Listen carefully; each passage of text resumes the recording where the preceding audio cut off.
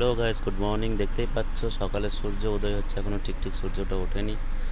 তো আমি চলেছি আজ শ্রীকৃষ্ণনগরী দুয়ারিকার উদ্দেশ্যে, যেখানে ভগবান শ্রীকৃষ্ণ নিজের হাতে করে সাম্রাজ্যটা তৈরি করেছিল।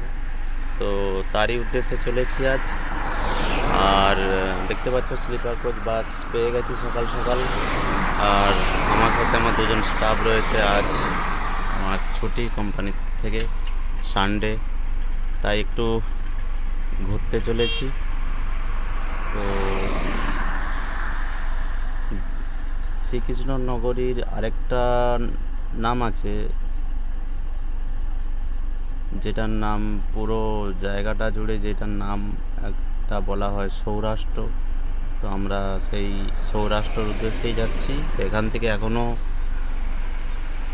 অ্যাপ্রক্সিমেটলি 80-85 কিলোমিটার, কম বেশি 30 কিলোমিটার চলে এসেছি। তাই বাস একটু এখানে হল্ট করেছে, দেখতেই পাচ্ছ। এই সেই রোড খাম্বালিয়া টু দারোগা। তো এক সময় পোরবন্দরে ছিলাম, সেখান থেকে 10 কিলোমিটার দূরে দুয়ারিকা, তখন যাওয়ার সৌভাগ্য হয়নি।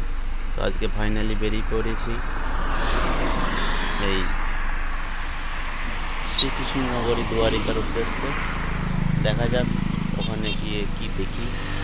তো অবশ্যই আমি শেয়ার করব তোমাদের সাথে। ততক্ষণ পাশে থাকো, দেখতে থাকো আমার ছোট্ট প্রতিবেদনগুলো। থ্যাংক ইউ, নমস্কার, অসংখ্য ধন্যবাদ।